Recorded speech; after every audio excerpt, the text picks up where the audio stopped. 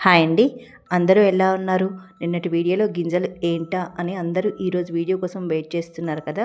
ఇవి తామర గింజలండి. ఈ గింజల్ని ఎండబెట్టి రోస్ట్ చేస్తే మకానా అంటారు.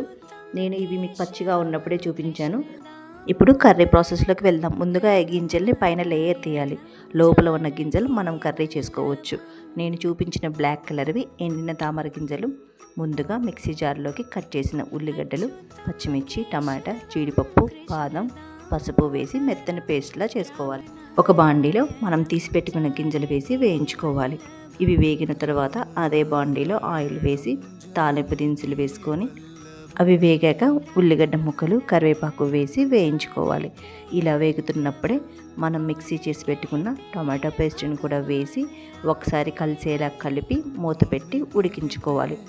2 మినిట్స్ తర్వాత సాల్ట్, అల్లం వెల్లుల్లి పేస్ట్ వేసి కలిపి 5 మినిట్స్ అయ్యాక మనం వేయించిన గింజలు వేసి కలిపి మూత పెట్టి ఉడికించుకోవాలి.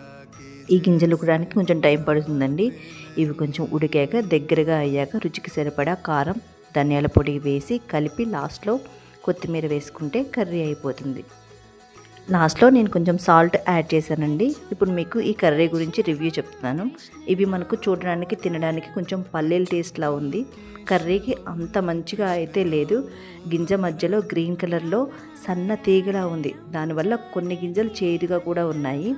నా సజెషన్ అయితే వీటిని ఎండబెట్టి డ్రై రోస్ట్ చేసి మఖానాలాగా చేసుకొని తినడమే better.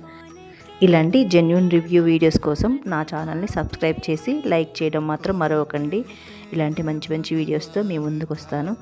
Thank you so much for watching this video. Next వీడియోలో కలుసుకుందాం.